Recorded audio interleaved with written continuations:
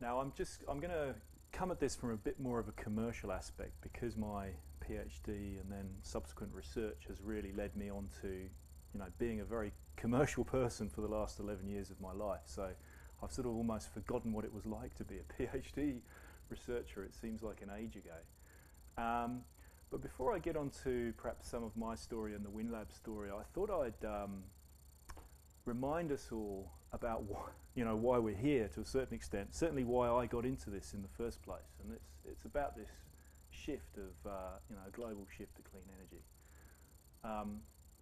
And that's just a couple of slides just to remind us. And then I've come up with this idea that it's then going from academia to zillions.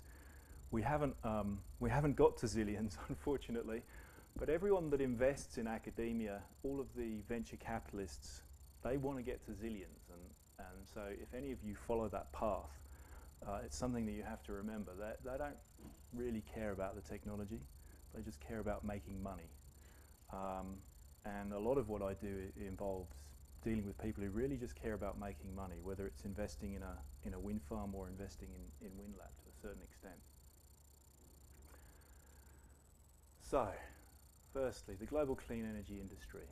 So where are we today? So currently today, there's investment of somewhere around $250 billion per annum in clean energy around the world. And you can see some figures from 2013 there for solar and wind, about $100 billion a year invested in solar and about 75 in wind. Wind is currently the cheapest source of new electricity in many economies. So WinLab's very active in South Africa, for example. In South Africa today, we can say with absolute certainty, wind is the cheapest form of new electricity getting built. We're having power purchase bids with the South African government. Wind is coming in at about $60 to $70 a megawatt hour. Coal is coming in at somewhere in the range of $90 to $110 a megawatt hour.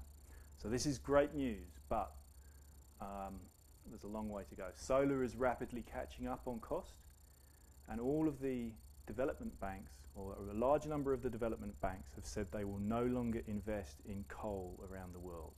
So these are a few headlines, and that's the good news. What's the bad news? The International Energy Agency, in their recent investment outlook, tells us we need to spend something like $53 trillion by 2035, this is, if we're going to limit the temperature increase to 2 degrees Celsius. So fundamentally, this is why I got into this industry in the first place. When I first finished, so I did an undergraduate degree in mathematics back in '91 was when I did that. I really didn't know what to do with myself after that. I ended up doing an MSc the following year in aerodynamics in flight. And by that time, I'd decided I wanted to try and get into the wind energy industry. So this is back in 1992. The industry was almost non-existent. I wrote letters to a whole bunch of Danish universities trying to find someone that would take me on to do a PhD. No one would take me on.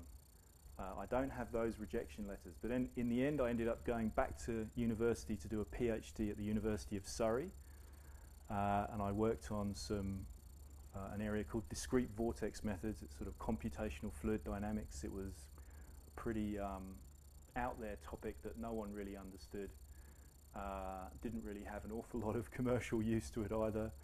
But it taught me a huge amount about researching an idea and pushing an idea forward and just making something work, making a model work.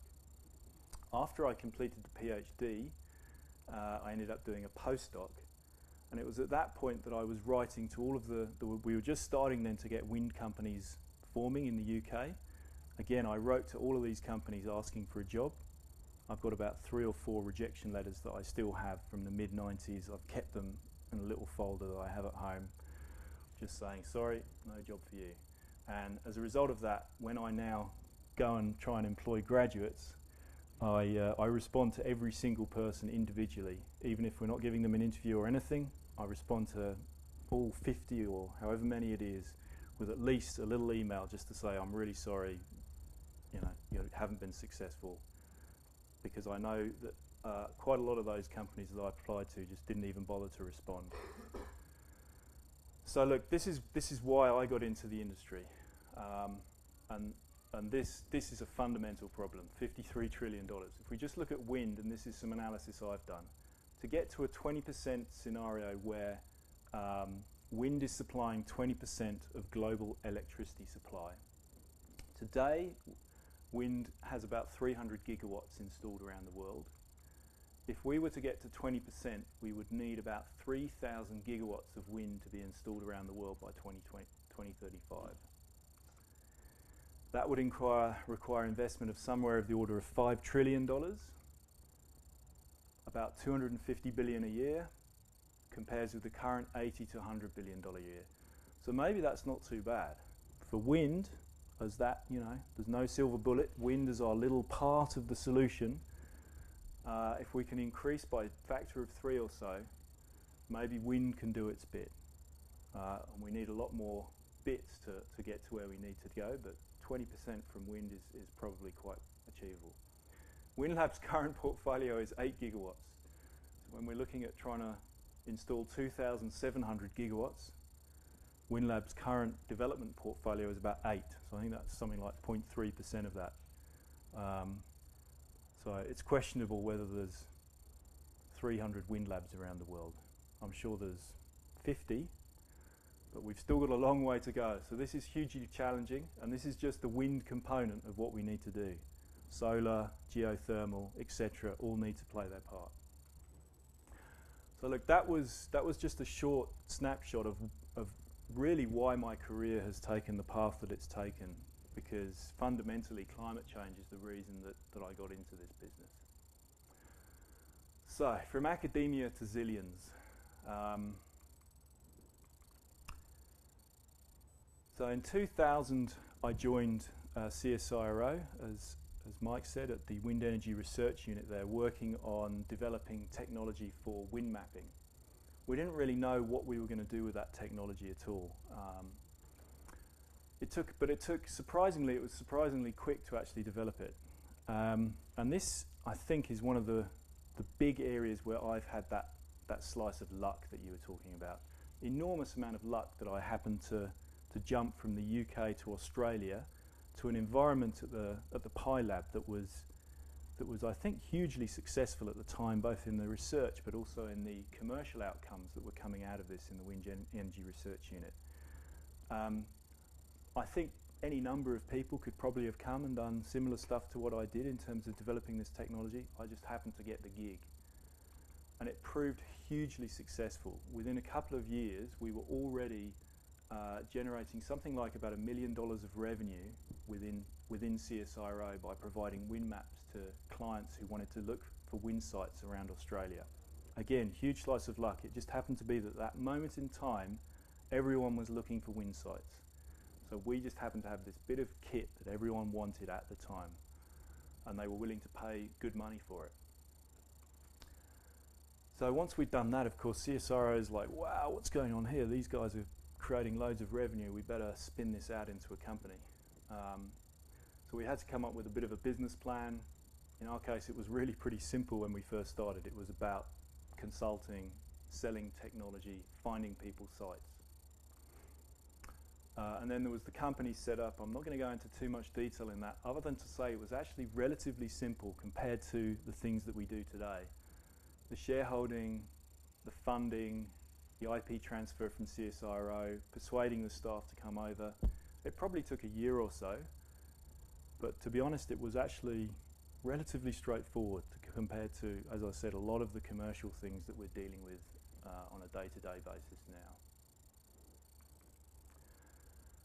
So when we first started, we were, as I said, wind mapping experts and consultants.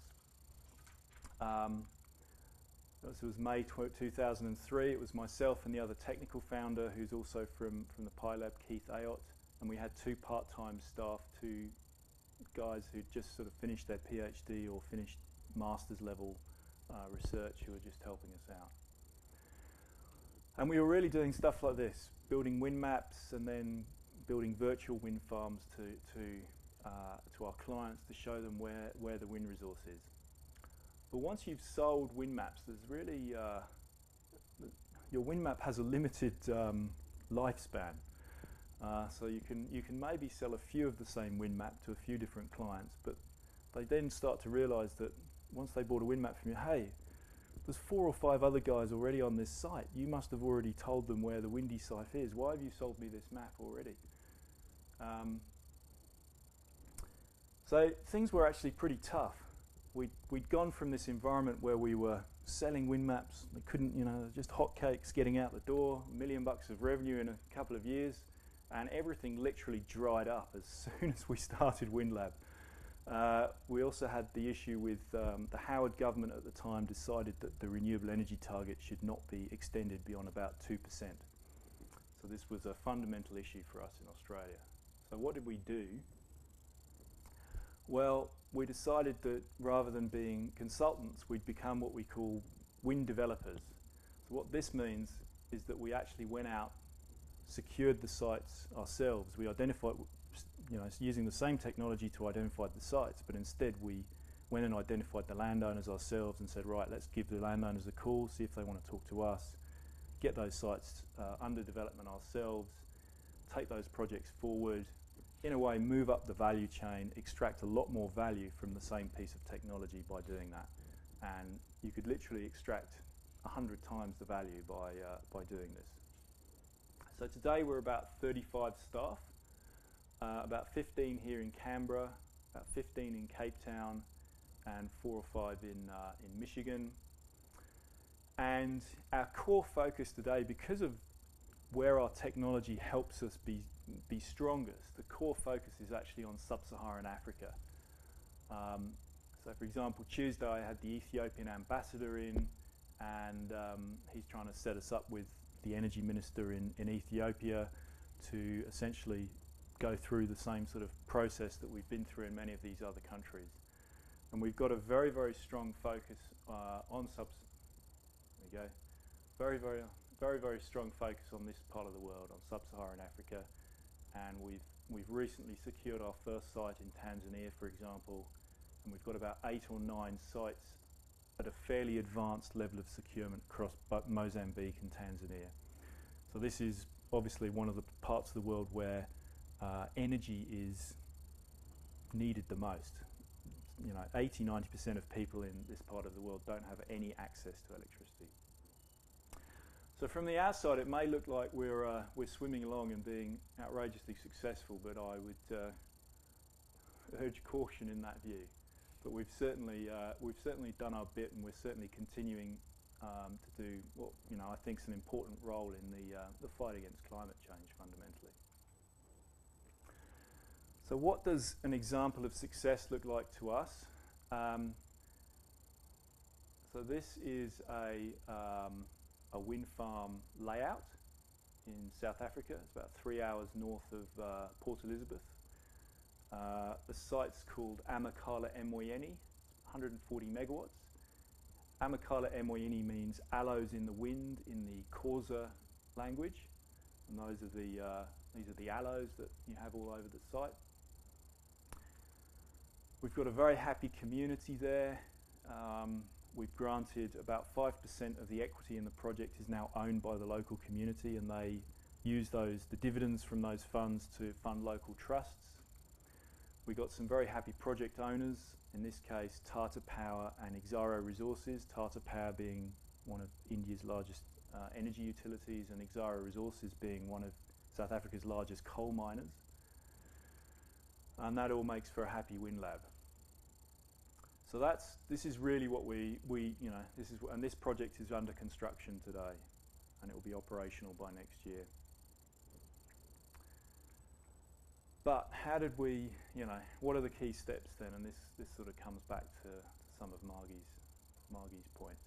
What are the key steps in actually getting that success? So the first thing for us is really just getting out of the office and going for it. You can't do an awful lot sitting at your office. So we had this great technology, and we did that. Here we've got one of our ANU graduates who's out at a site in Queensland. I think he managed to puncture every single tyre on this tractor. So I'm not quite sure how they managed to get it out, but it was, you know, you have all these big sticks sticking out of the grass that you can't see. So he punctured pretty much everything. And we have countless stories like that where people get out into the field, talk to farmers and just give it a go. And fundamentally that's what we did, you know, we went and talked to farmers all over South Africa, and that's probably one of the most fun things I think I've done in my life, to be honest.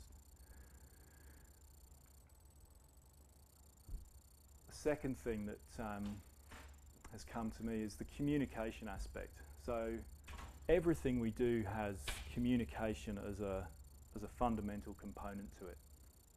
In this case, what I found was from 2003 or so, one of our first slides that we gave to landowners when we were communicating what we were trying to do to them.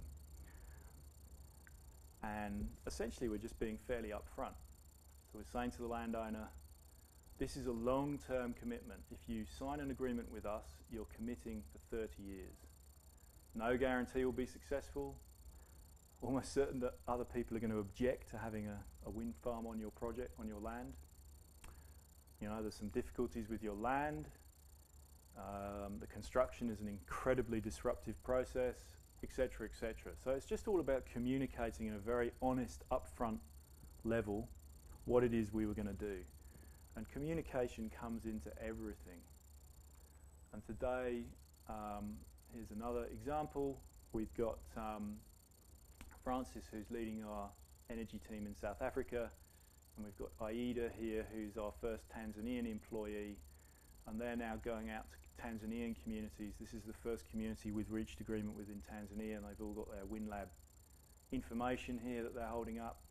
And we've had fantastic feedback from this community that the communication and the way that we're going about developing these projects is a substantive step up from what other companies, mining companies, etc., are doing.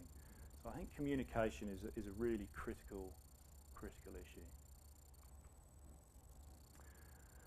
The third step is negotiation. And I think, you know, I should emphasise, if you're not in the commercial world, if you're in the if you're staying in the research world, I think all of these things are still, you know, these lessons are still the same. I'm sure there's a lot of negotiation that goes on for whatever it is that you do. And of course, fundamentally, if you don't ask for something, you won't get it.